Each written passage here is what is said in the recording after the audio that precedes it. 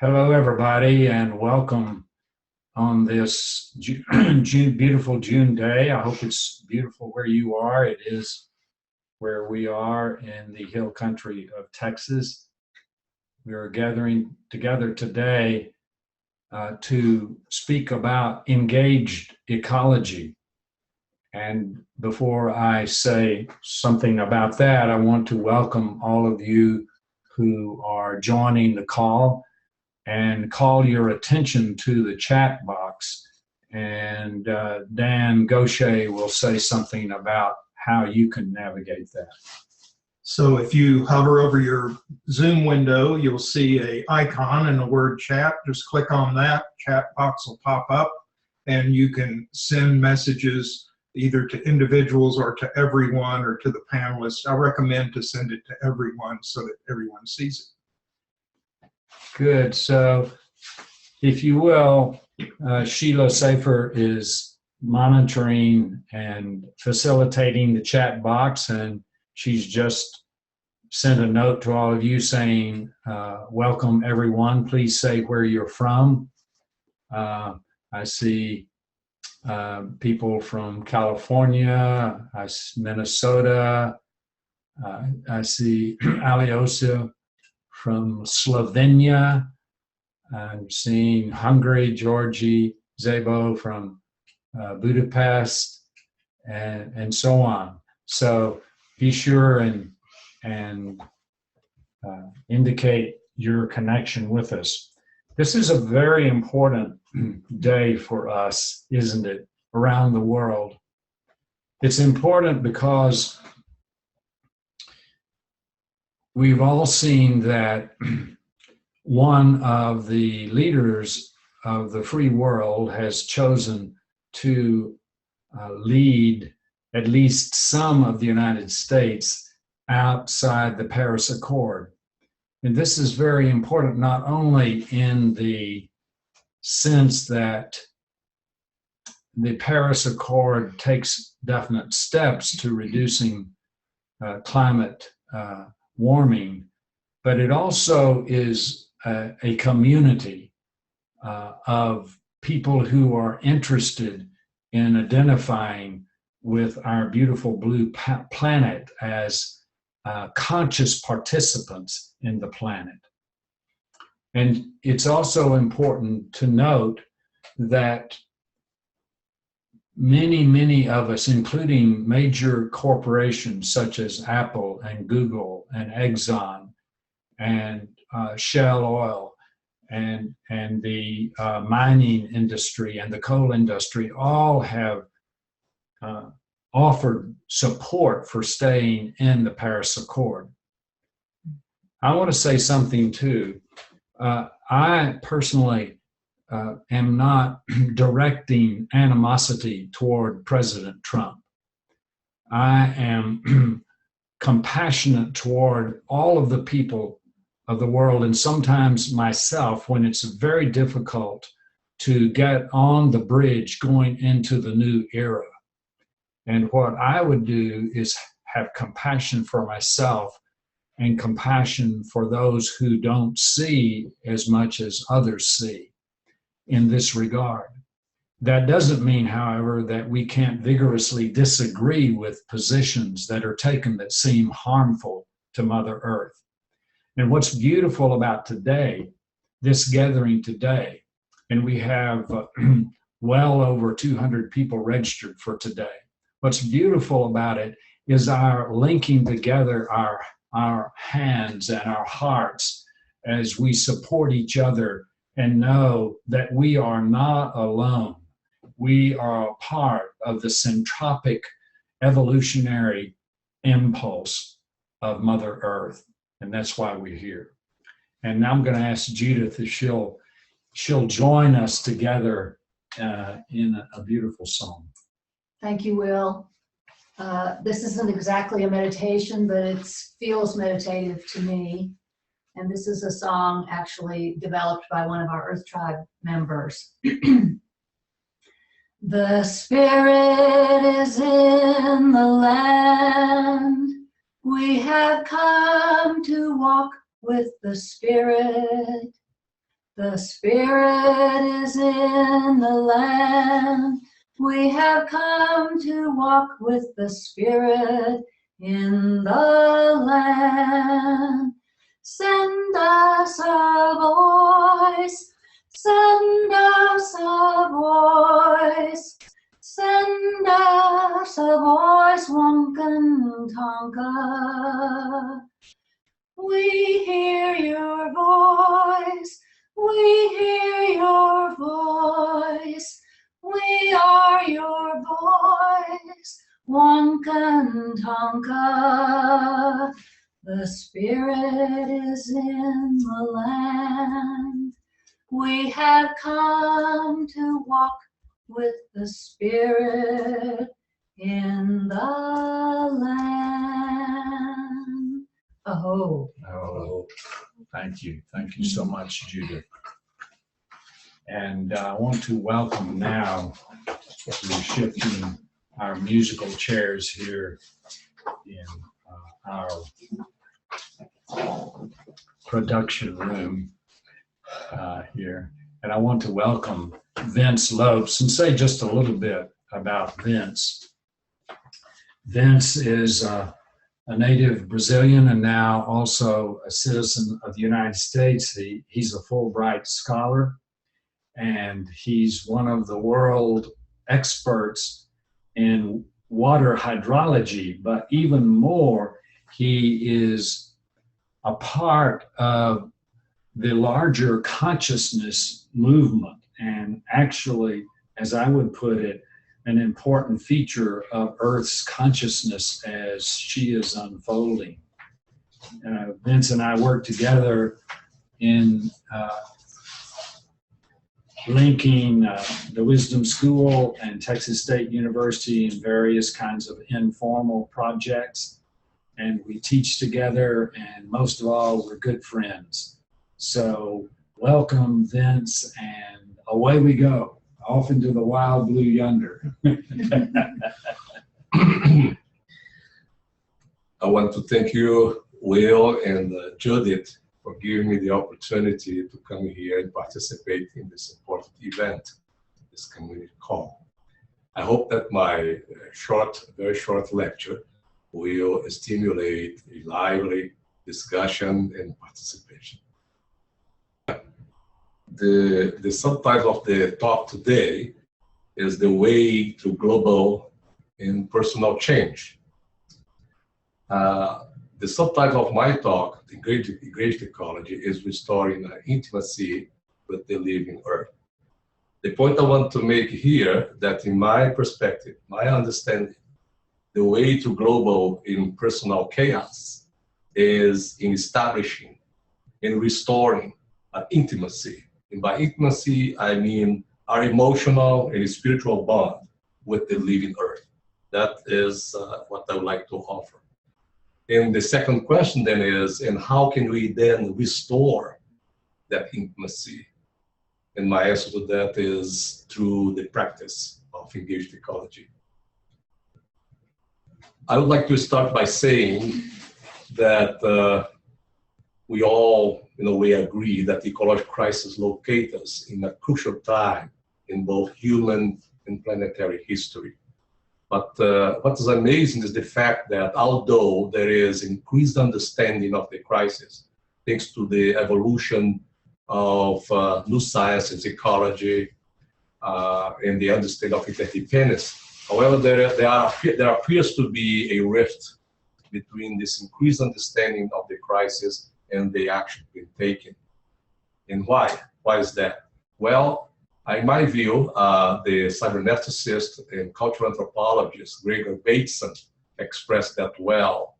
Perhaps one of the reasons for this lack of action is the fact that the major problems that we perceive now in the world, according to Bateson, are the result of the difference between how nature works and the way people think.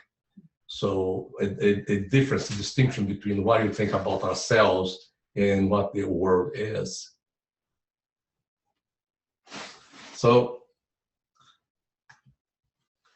then I think the challenge posed here to us is the fact that to avoid collapse, the collapse of the culture, our culture and the environment, we need to change the ways we think about ourselves and our place on earth.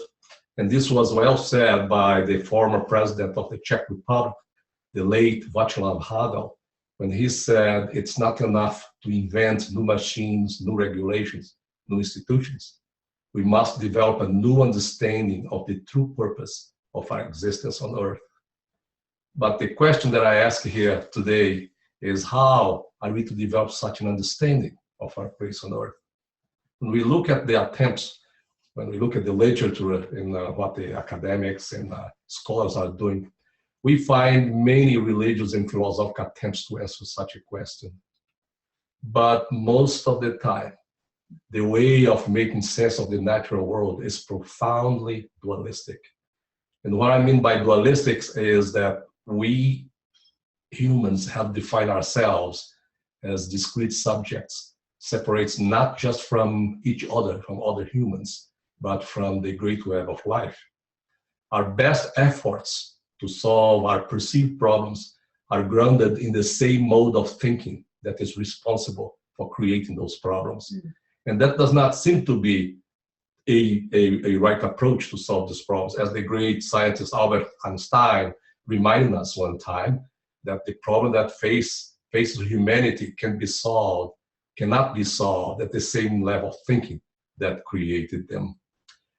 And so the question is how this separation started. There are evidence, like Paul Shepard mentioned, that actually the separation between self, the individual human being, and nature started at the beginning of the domestication, so about 15,000 years ago. I don't want to go that far. I want to say that begin with the age of reason in the 17th century, on to the age of enlightenment in the 18th century, and the beginning of the industrial era in the 19th century. The image of humanity and the place of humans in the cosmos changed dramatically, to a point that today our modern Western culture depicts the self, the ego self, the individual human being, as existing in competition with and in opposition to the natural world.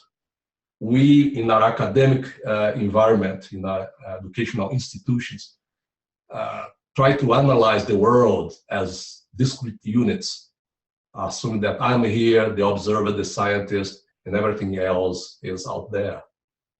So this has created some type of collective illusion of the separation, and originated an idea of liberalism based in the pursuit of self-interest and competition. This profoundly flawed image of disconnected power erroneously separates us from and unnecessarily elevate us humans above nature. Very, very rarely, the self is viewed as an inseparable dimension of the natural world, and yet self and nature originate from one source and are of one essence. In recent years, a radically new, but at the same time ancient and indigenous discourse, which calls itself engaged ecology, has emerged based on an understanding of nature as an intimate, interdependent whole. The term engaged ecology has been proposed more recently, but its conception, its idea, has long been suggested by indigenous peoples and modern thinking such as Aldo Leopold, Arne Naess, Thomas Perry, Dave Abram, Will Tegel, and many others. What is engaged ecology then? I provide here a working definition that would help us to continue with this lecture. I think of engaged ecology as an emerging intellectual and social movement that strives to understand and harmonize our relationship with the natural world. So engaged ecology here in the sense is a kind of philosophy of ecological harmony. It is situated, it borrows from different disciplines, from many different disciplines, but is not limited by disciplinary boundaries. its main purpose is to facilitate experiences of wide identification with and deep participation in nature. It starts with the central assumption that which we commonly refer to as the self, the ego, individual, is but a microscopic cosmic echo of the vast complexity, the huge complexity of microcosmic reality. So therefore, engaged ecology, briefly described here, is designed to support a shift in human consciousness out of a sense of being a separate self into the realization of what it is to be a conscious and active participant in the large unfolding transformation of our time. In doing that, engaged ecology asks some philosophical and existential questions, including, for example, what would our lives be like if we no longer saw nature out there, but as an extension of ourselves? How would it feel to be rooted to place where we live, aware of a unique part within the great web of life? What would it be like to be part of a culture who is committed to living in harmony with nature? So what I'll do in the following is to try to synthesize and integrate these ideas and concepts that I have been talking about to the moment into 5 principles and corresponding practices. So my idea here is to highlight these principles, which in my view are, in a sense, universal, and then to define practices that we could do as individuals or communities that would be consistent with each principle individually. But I'm not offering this as a cookbook. What I'm offering is a suggestion, and you are invited to consider, to interpret, and adapt these practices to your own situation and obviously the needs of your communities. The first principle is an ancient principle that most of us are familiar with, is the principle that we are all connected. So according to this principle, nature is not a passive backdrop against which our human events unfold. Actually, nature is an interdependent community of which we humans constitute an inseparable part. Everything in this complex web of relations, everything is connected to vast webs of exchange that are not always obvious or visible. As the great Ralph Waldo Emerson once said, every particular in nature, a leaf, a drop, a crystal, a moment of time, is related to the whole and partakes of the perfection of the whole. So what practice could we get involved with to reconnect us with nature? For me, it's a simple old practice. We have to come back to our senses. To experience nature as an interconnected community, we need to be connected with it, not by abstract reasoning. For example, Gaia is a scientific concept, but the native people call Mother Earth, not based on an idea or a concept, but on direct experience. The problem with abstract reasoning that the Western world is so proud of it is that when we objectify nature, actually we deny our intrinsic relationship with it. Therefore, we need to reawake our sensory capacities, our sense of taste, smell, sight, hearing, touch, to open us to experiences of no separateness with nature. Bill Plotkin is a modern eco-psychologist, mentioned that recently when he said, it's time to learn again to celebrate, as we once did, our instinctive affinity with the earth community in which we are rooted. So Bill, in his own words, is making a call here to return to our senses.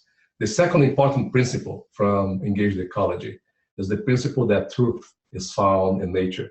And I found the ecologist, Dr. Dave Suzuki, expressing that concept very well when he said that we are creatures of the earth, and everything we learn about the earth teaches about ourselves. So what practice would be conducive with this principle.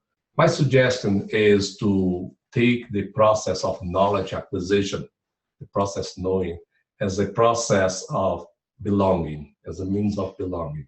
By that, I mean acquiring knowledge as a means for enhancing our sense of belonging to the earth, rather than what is traditionally done in modern academic science, to use knowledge as a means for control and manipulation.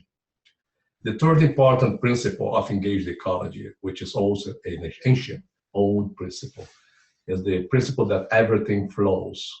Change, development, and novelty are everywhere the norm in a dynamic cosmos. If there is some constancy in the cosmos, that constancy is change.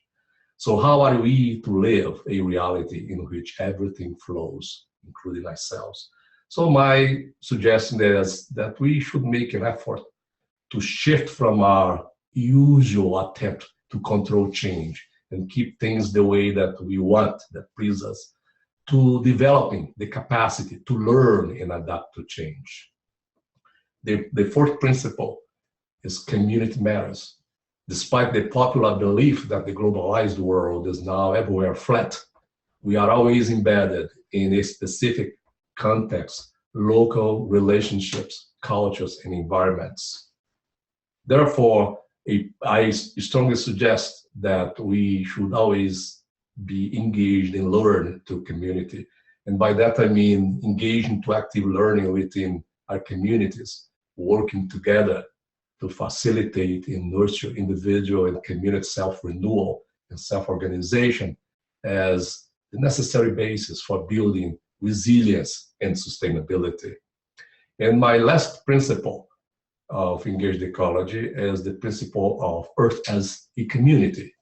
And again, I use here the scholar Thomas Berry to explain us what we mean by Earth as community, is the recognition that we humans are here to become integral with the larger Earth community. So a practice that comes to my mind consistent with this principle is a practice of becoming Earth citizens. So what do I mean by becoming Earth citizens? I mean, it's cultivating life ways that affirm our connection with and responsibility for the flourishing of the web of life that brought us forth and within which we exist and interact. So the great American conservationist Aldo Leopold once said, actions are valuable if they preserve the integrity, the stability, and beauty of the biotic community. At that time, he still didn't have the word ecosystems, but obviously he refers to that. So in summary, I would like to ask, based on the things that I briefly presented here, and then I'm sure we will expand on these concepts and ideas during our conversation in the coming hour. I would like to ask, to finish this lecture, short lecture, to ask if there is a role for engaged ecology as presented here in the 21st century. Most of us, I'm one of those, believe that as we move through the 21st century, oil depletion, economic meltdown, climate chaos, ecosystem collapse, social and political disruption will unravel our modern way of life, the one that we are very familiar with, and that we in some way are very attached to it due to convenience and many other things. As a consequence of this, unprepared human communities, which, sad to say, would be the majority, will go through a collective dark night of the soul, a sense of meaningless life. I see engaged ecology as playing an essential role in helping us to understand and cope with these daunting realities and uncertainties. It will essentially reintegrate our ecological consciousness, bring back that ontological consciousness that is with us through thousands of years of evolution, through the restoration, to restoring identification of our individual sense of self with the larger ecological self, which some, including Will, has called the Great Return. And to finalize here, again, I would emphasize what I said at the beginning of this lecture, and I bring here the great evolutionary biologist, Stephen Gould, he said, and I agree with him, that we must develop an emotional and a spiritual bond with nature, which I called here in this short lecture, intimacy. For we will not fight to save what we do not love. Thank you very much. Good. So thank you so much, Vince. What you saw are some highlights from a course that Vince offers, and so we telescoped that down in just a few minutes. I want to emphasize how important it is for us to realize the challenge that we humans have in shifting to this mode of thinking and feeling that you're proposing. I really believe that it is comparable to the feeling that the Roman Catholic culture had when Copernicus and then Galileo pointed out not only that the earth is not flat, that is round, but even more startling, it's rotating around something larger than itself. And you and I have often talked about how difficult it is for the two of us to learn how to shift gears into an engaged ecological way of being. I had a dream the other night, and in the dream, the image of Will was being interviewed by some news person, and that person said to Will, "Are you a Democrat?" And in the dream, Will said no. And then the interviewer said, "Are you a Republican?" And in the dream figure, Will said no. So the interviewer, a bit frustrated, said, "Well, what are you?" And in the dream, Will said, "I'm an Earthican." So I woke up and I thought, that is really getting at something important. I wonder what your response is to that. Yes, I feel the same. And I went to the challenge in my life of living two different cultures and learning two different languages. And it's incredible how I lived about half of my life in Brazil, embedded in that culture, speaking Portuguese. And then I came to the United States. I was already 30-something, and I had to learn a new culture and be embedded in a new environment. So I don't get a question like you get in political, but in some way related, because people like to ask me, "Vince, are you a Brazilian or American?" And I would say neither. I'm an Earth citizen. Yeah. Because, you know, one of the things that the opportunity to live in two cultures became very clear to me is to realize my connection and the importance of the planet. So I don't think much in terms of Brazilian culture, no Brazilian culture, no American culture, but my primary concern now is to feel as much as I can as a citizen of the earth. And by that, in practical terms, what I want to say is that I always try to guide my actions with the earth in my mind, Gaia. But obviously, I'm very small, and I can't have action or influence on a global scale. But that's not what I intend to do. So I always think global. And as the old say, I act locally. As a matter of fact, because of my profession, I say act watershed. So I think global and act watershed. Yeah, that's a great way of putting it. And Vince has a great ethic. And the ethical guide for all human behavior, according to you, is to realize that everybody is downstream from someone else. Yes. Very good point. A good way to put it.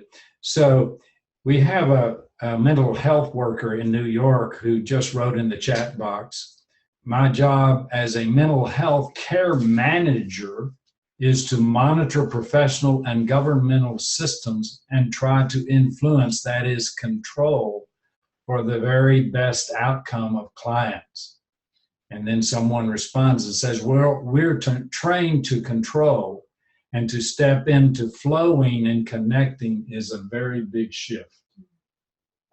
So, yes, I think in a way we are also doing the same.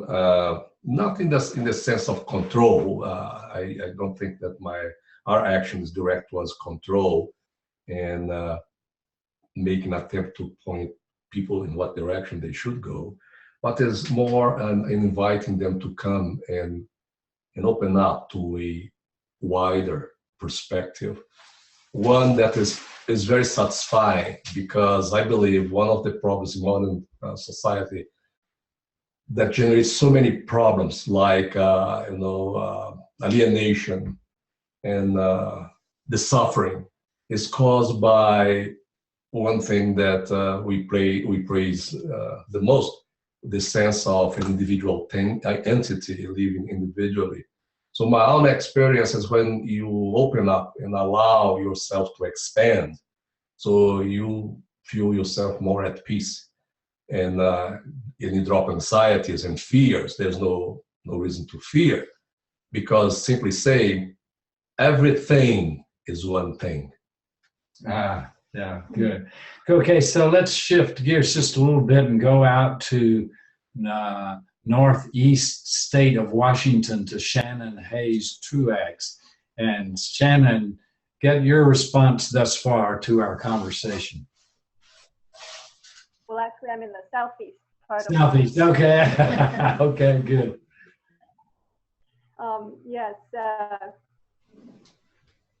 Yeah, I really loved your presentation, Vince. It really touches on a lot of things that I bring into my own work as an environmental educator, with primarily children, with people of all ages, and really getting in touch with your senses is probably the first thing I do with children. And I work primarily with elementary school children, and really having them use their senses of sight and hearing and touching and smelling. And really, as I frame it for them, as they're exploring, as Coyote would explore their environment, using all of their senses to learn and understand and be connected with the rest of the habitat. So that opens the door to a deeper connection and feeling part of that world, part of nature. A lot of my work is out at a national wildlife refuge, where kids are immersed in wetlands and shrub steppe habitats, and they learn about mammals and birds and aquatic invertebrates. And that's just part of my work, is just immersing kids in nature and allowing for that connection to be fully realized. And one thing I do with children at the end is I have them say how they feel in their hearts, you know, having been out there, and they're excited and they're curious and experiencing wonder and and calm even. They say, oh, it was calm. The senses is really a doorway to that experience. And children are far more receptive and open to that experience. I call that kind of our original innocence allows for that connection, being able to experience the world in different ways,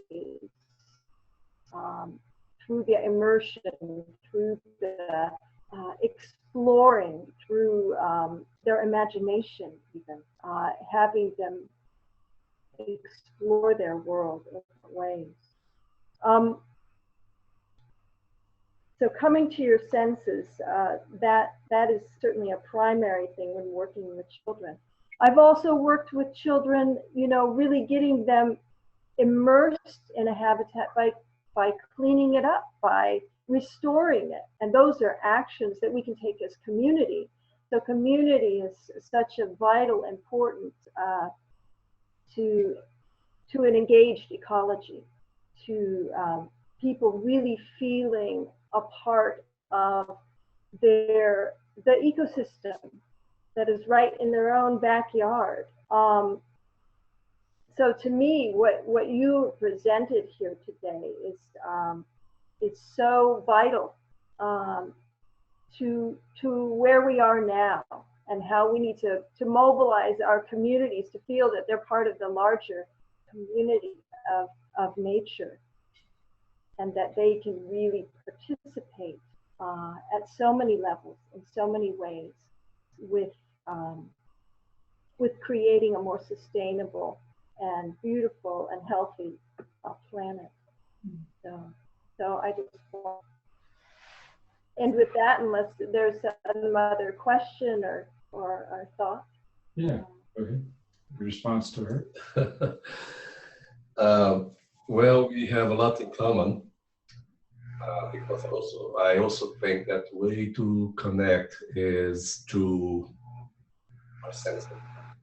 And those things, the importance of the youth, the youngster, because I believe we will find some older people operating the old paradigm that perhaps confronted with the new realities of life and with this wider perspective, some of them may shift. But I believe the majority of them will stay with the old paradigm until the very end. So I hope then for this new civilization, that civilization that we are co-creating, is the young people. And that's why perhaps this is the most satisfying part of my work, is that I have the opportunity to talk to these young people. There is one of them here behind me. And this is my hope, is the great hope that perhaps they are the ones who will bring forth this transformation that I want. I won't be there physically present in that world, but I still obviously will be part of it. And I totally agree with you. So I think this message is more effective towards the young people. I think I'll pause here. Yes. Rodetta, if you'll just come up Closer here. Close here. So introduce Rodetta to So this is Rodetta Beyond from Ethiopia, but she is also now an American citizen. And she is also, or was, a student at Texas State University. So was a student and just completed her master thesis with me. She did her thesis in traditional hydrological studies using a little bit the dualistic observed approach. But internally, she has a totally different perspective. As a highly spiritual person with great understanding of the importance and relevance of nature. So I'd like to invite you to say a few words about, mostly about your own faith and how this ecological message connects to your own faith. So a lot of the disciplines and the principles and the practice that Dr. Lopes teaches, in many ways never or has, and was in any direction, has, I guess, and from my personal perspective, disagreed or veered from my own faith and my own belief. If anything, it normally enhances it or affirms it in one way or another. So I was raised as an Orthodox, Eastern Orthodox, Ethiopian, really old tradition or religion. And I guess and also how I was raised, my parents kind of had hands off, right? There wasn't much control on, forcing any religion on me or any kind of belief. So they kind of just let us out into the backyard, go to school, come home, kind of just let us manage ourselves. So I think when, I apologize, I didn't catch one of the speaker's name, but as she mentioned, the last speaker, just kind of like allowing children to kind of like express with nature and just kind of figure out like what, through our senses, what nature is. I kind of feel that I had that upbringing where I was allowed to kind of just sense the environment and start to like actually figure out that I was conscious just through just being around, feeling, and having my first memory being able to recollect these, thoughts. And so from just being left alone, I felt this really, really deep connection with the earth and with my community, with just compassion for nature, compassion for humans. And so I think it's a very important aspect of teaching children to kind of let them feel without too much influence from our perspective of like what they experience and what they have an understanding. That innocence, I guess, in some shape or form, really allowed me to maintain this like extremely strong bond with nature, where I was normally not influenced to having these thoughts that most adults would have, with that negative thought that nothing can be fixed or everything is kind of doomed, but rather I see everything very positively, that everything has a purpose, everything has a reason, and no matter what trouble or circumstances I'm in, I tend to just kind of just be still for moments that I don't necessarily have a response or an answer, and just kind of just find the answer in nature. I think that's the best way to go about it. But I think the reason why I have those abilities is just from being left alone as a child. There was, some guidance, don't burn yourself in the fire. But essentially, I was left alone and allowed to experience nature for really a huge portion of my time. And I think that helped me just have that bond with nature, that really, really strong bond, and that compassion for earth and humans and nature and animals and all that good stuff. So, well, thank you so much in bringing Ethiopia and Africa into our community now. Really enriches us and marinates us in a deeper place. So, Heather Ash, going from Africa to the Big Apple in New York City. Mm-hmm. So, your response to our theme today. Yeah, so wonderful to hear your wisdom, Vince, and to be talking about this topic at this time is so rich.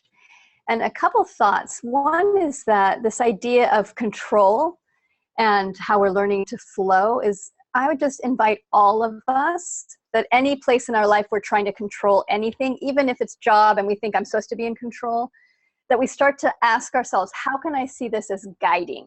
How can I see this as creating structure so the water will, and to keep part of what's got in is this vision that we can somehow control it and keep everything safe. And we can't, there's no way. And that we're in this beautiful dance with nature. So we can guide, we can create pathways, and to keep then building our own resilience and our own capacity to spend time in nature.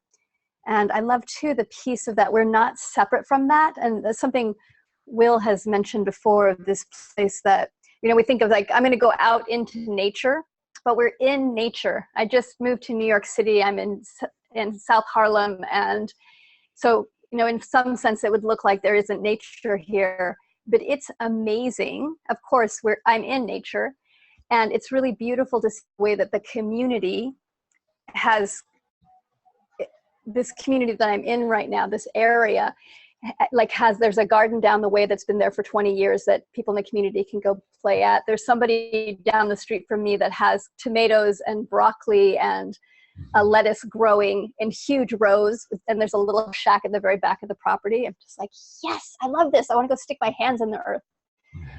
But this place of spending more time in nature, in silence, and to know that one of the ways through for us, what's coming or what is here, is for us to directly go to nature and listen and get quiet and ask, what can we do?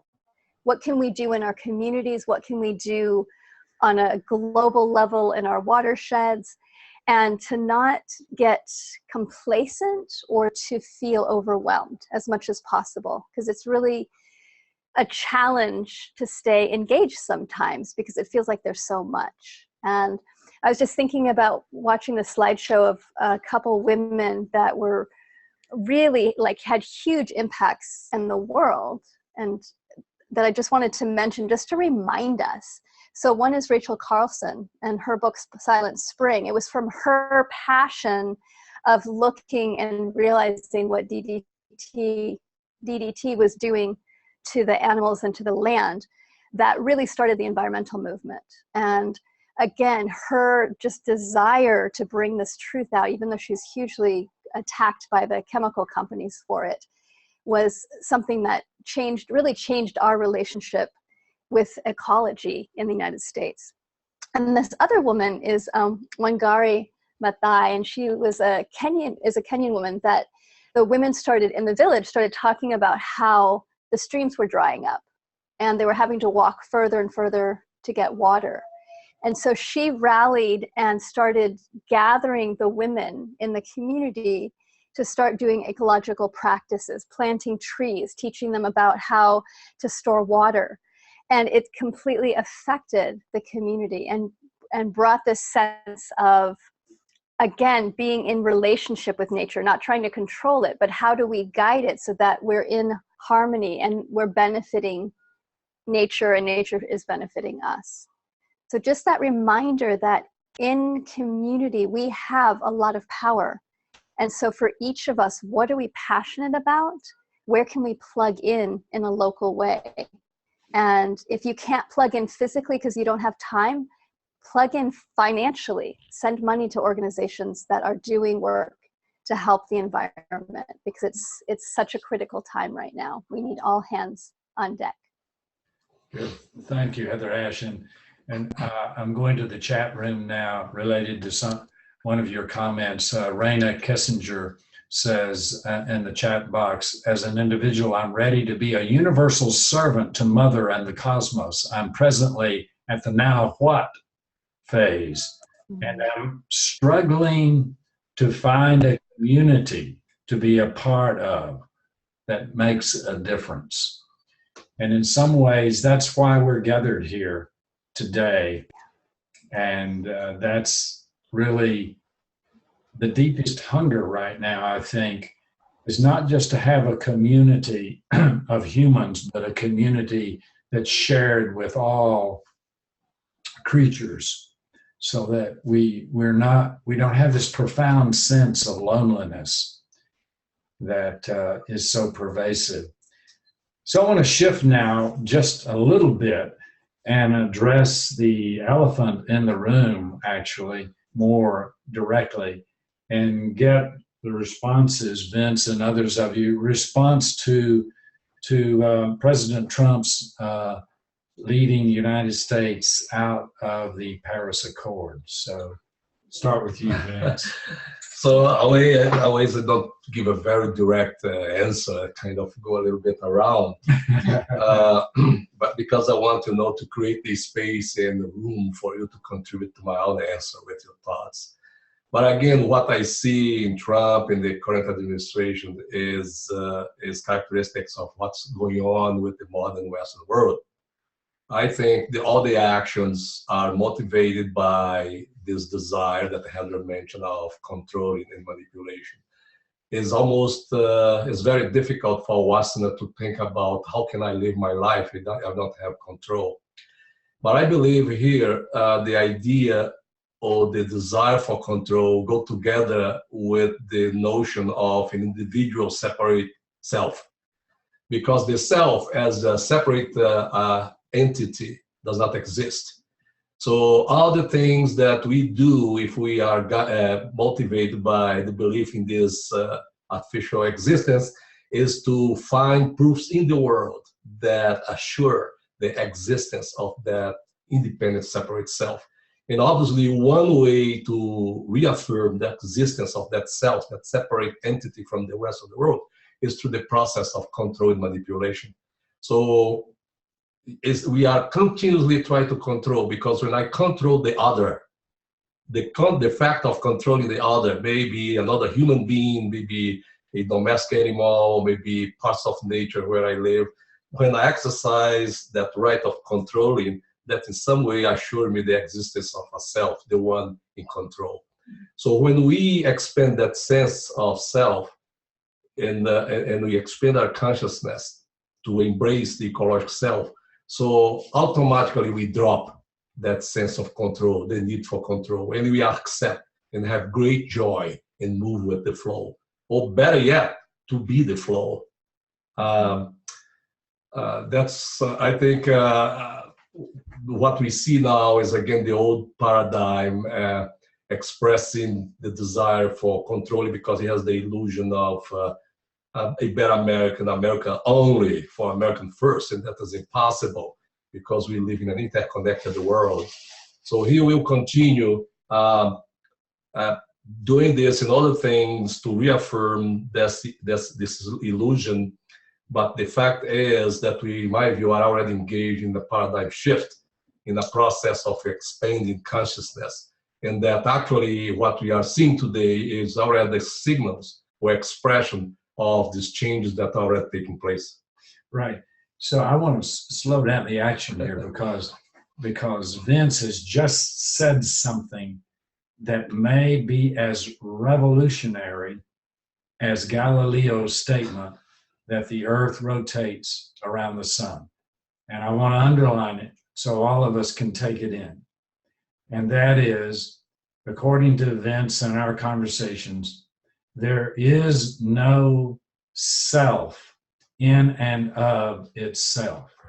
There is no individual as a discrete entity that exists apart from the whole. And in that sense, I've been talking about for some time now that the notion of psychology is giving way to ecology, because there's really no such thing as a psyche in and of itself. Everything is so deeply interrelated that it cannot exist without the other. And that is a large morsel for us to digest. And I would also say, and then I want to go on to Shannon and get your response to leaving the Paris Accord. I want to say, when I said I want to have compassion for President Trump, though I vigorously oppose leaving the Paris Accord, I would say that the election of President Trump and the direction that the United States has taken in one sense since that election is actually a mirror that is holding up to us the larger condition of Western civilization. And that is that model of reality that we have so cherished. And there was a wonderful picture of Leonardo da Vinci with the frame that you showed in your lecture that shows the God reaching down like this, the creator. That way of thinking where humans are the center of things has taken us a long way, and now we're seeing where it's gotten us. And it's not that it was wrong, it was not that it is bad, it's that it has become wrong and become this experience that we're engaged in currently. Okay, so I'll pause there and shift over to Shannon and get your response to, and this reminds me of when we had dinner together a while back, the three of us, Shannon, you and Vince and I. Yeah, well, you know, this dropping out of the Paris Accords, of course, was pretty much expected from Trump, because that was a something he said he wanted to do. But with regard to Trump and this decision I think it has so mobilized people. There are more people engaged on this issue at very important levels. I mean, I'm a part of groups like Citizens Climate Lobby who are working toward legislation on climate change, and people are really coming together intersectionally in solidarity with all the layers and aspects of oppression that we have going on here. So yes, this is a call to action. It's a call to really, you're talking about our ecological self, our sense of self. I call that our earth identity, and that's our sense of self that's informed by our physical, relational, and spiritual interconnections with nature. And that is, we are not, as you've said, we are interactive. I am the interactive Shannon. I am the participant in this whole story that is the earth. And I still have hope. Oh, of course, great. I have a good deal of hope, especially now that so many people are very actively engaged in making their voices heard, and globally, people are responding and are amazed by Trump and his actions and decisions. But I have hope because we are coming more and more into that consciousness, that awareness that we are one with the earth and with each other. Good. Yeah, including Syria and Nicaragua and the United States. We're all one. Yeah. Yes, Heather Ash. Such a rich discussion, and it was expected. And what I feel like is it's the same thing that happened with the women's marches, is that this election has really stirred up a lot of women to start looking at, okay, how is it that we hold power? How is it that we can support reproductive rights, women's rights, and minority rights? And really, there's been a tremendous more engagement. I mean, I know so many friends that haven't marched since they were in college and that were out marching. And so I feel like the same thing now is going to happen within the United States and beyond around the environment, is that people that were maybe sitting back and going, oh, well, the government's taking care of it, or that's what other organizations do, will hopefully now get lit up and say, okay, we need to take this into our own hands. And like you said, Will, that there's so many businesses that are stepping in to look at how they can make a difference, and that as individuals and as businesses, so those of us that are in business or part of business, that we really look at how are the ways that we can influence the businesses that we're part of to take different actions, and how can we as individuals then also continue to support the environment in a beautiful way. And that, this is something I learned when I traveled. The first time I traveled to Nicaragua was, I went down during the war, and it was a really difficult time there. And I thought, as an American going into a country that was being so impacted by US policy, that people would hate me, basically. That's what I expected. And everybody I met was so genuinely loving. And they said, we know you're different from your government.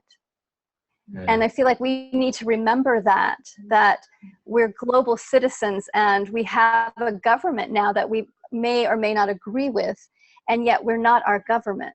And so how do we continue to take power for ourselves and take actions and recognize that we don't have to be lose hope because of what the government's doing. We can just use it to even rally ourselves more and come together more. Yeah, good. Yeah, and Jennifer Knight, who did such a beautiful job of speaking to us about syntropy, just made a comment in the chat. How about the statement of the to the American people from the French president that he recognizes that the American people are not the same as our president. And so I want to come back to Redetta and see, now you're a new American citizen. Yes. From Ethiopia, and what's this conversation like for you? Well, because most of this, I guess, political, controversy is so overwhelming to me.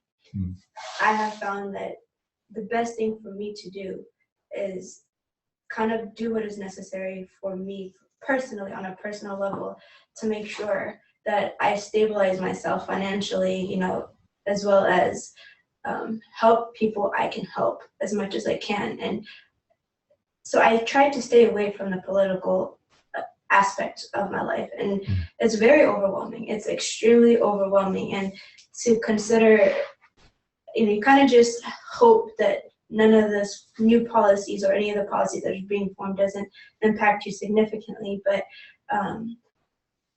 I just practice as much as I can self-responsibility, like making sure I'm responsible for everything I need to be. Not that we understand that we're not completely independent from the system, and there are going to be things that impact you, but and I know this kind of goes with the aspect of control as well, but there's trying to understand what is within your control and try to do your best to make sure you at least make an effort to, take necessary actions to have those things in order, so that when things happen or there's a huge political shift, and I'm from Ethiopia where the policy and the government is always shifting or something crazy is happening regularly.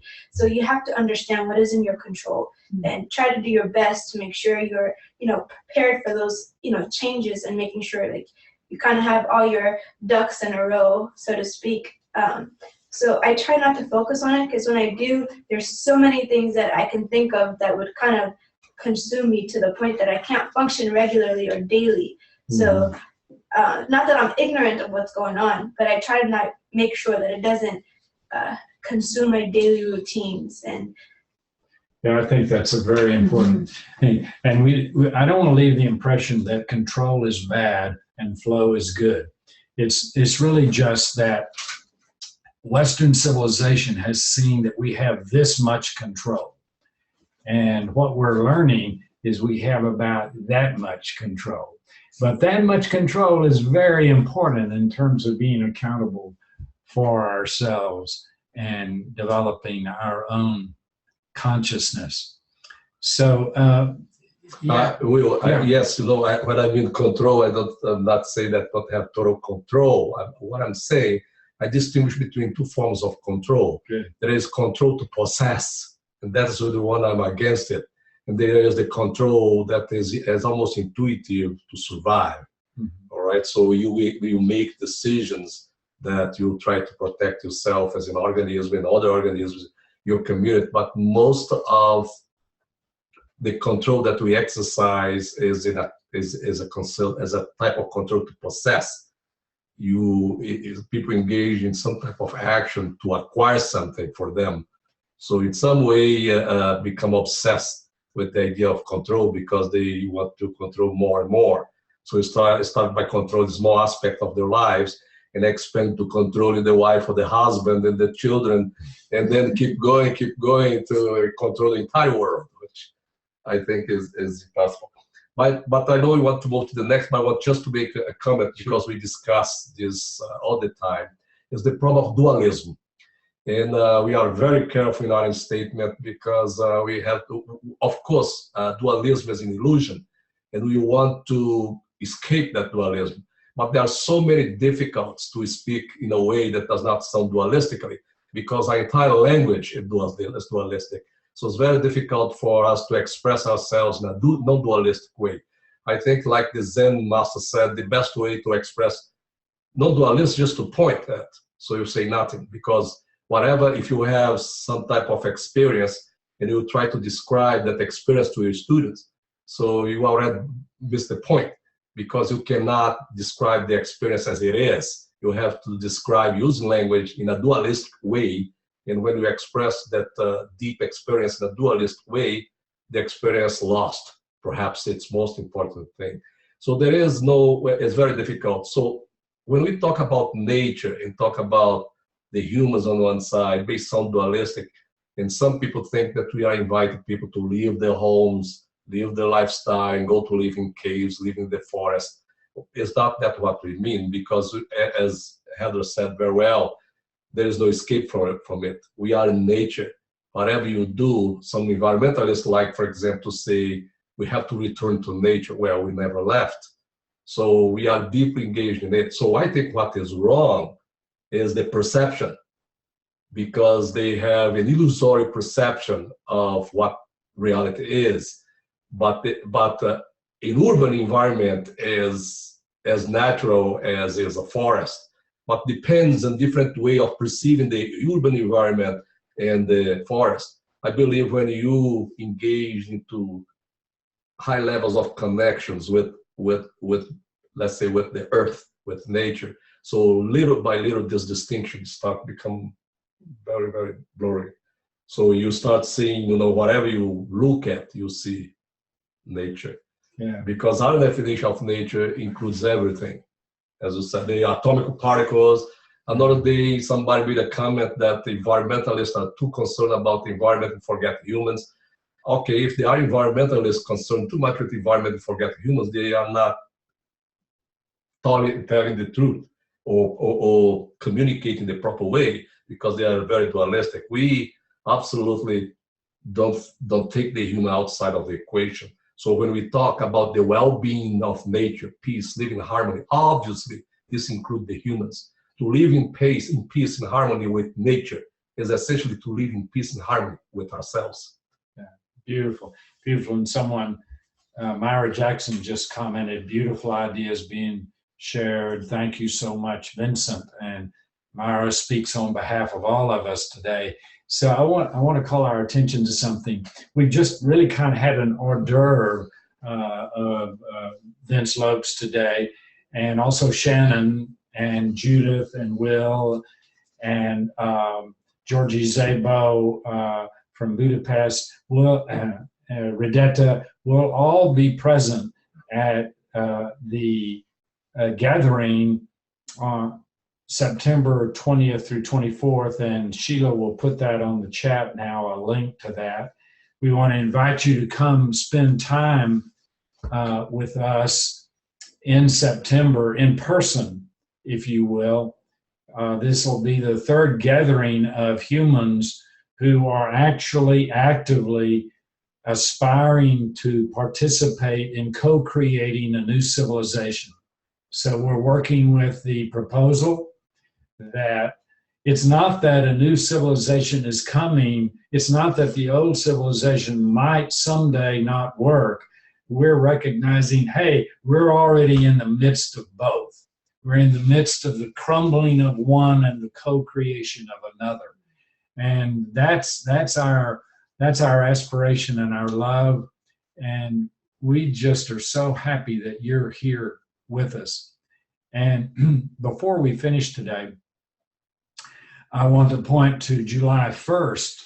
So we'll also have some resource people from Creating the New Civilization course will be with us. We'll have David Baker and Ellen Evans, and we'll be working with the topic, Transformative Art Waters Our Souls and Activates Our Meridians. So there's a beautiful possibility. Transformative art. And David's a noted global artist, an earth-based artist, and we'll be seeing some of his beautiful art, and we'll see that he and Ellen have wedded together this transformative art with a powerful environmental activism. And we'll see also that Ellen is an acupuncturist, and so we'll be seeing how that might activate, stimulate the flow through our bodies that itself is a natural process. So thank you so much. Thank you, Heather Ash, as always, and all the warrior goddesses out there who joined us, and Shannon, thank you so much for being with us. I'm so glad you and Mike are going to be with us in September. And Redetta, thank you for being here. Mm. And thank you, Vince. And if you'll exchange places with Judith now, we're going to have a Musical change. changing of musical chairs. I don't know what Judith has planned, but this morning, Judith and I have a sunrise meditation every day. And I'm not going to ask her to sing this song necessarily because it's hard to sing, but we sang together today, America the Beautiful. Oh my. And I tell you, I just felt so many tears coming up when I want the world to know that the Western Hemisphere, North and South America, we're here, we're not going away, and we're a part of the whole, and we're grateful that we are beautiful. Judith? Shall I sing it? Well, if you want to. Yeah, I think it's a beautiful song. I really like it a lot. Oh, beautiful for spacious skies, for amber waves of grain, for purple mountain majesty above the fruited plain. That's pretty high for me. America, America, God shed your light on thee, and crown thy good with brotherhood from sea to shining sea. We all sang that when we were in grade school. Takes me right back. And would that it be? Yes. America the Beautiful. Yes, America's beautiful, Europe's beautiful, Asia, Africa, Australia, Antarctica, Arctic. We're all beautiful. The world is beautiful. We're all beautiful together. And it's been that way to be with you today. And our hearts reach out to you. Aho. Oh. Oh. Thank you, everyone. Bye. Bye.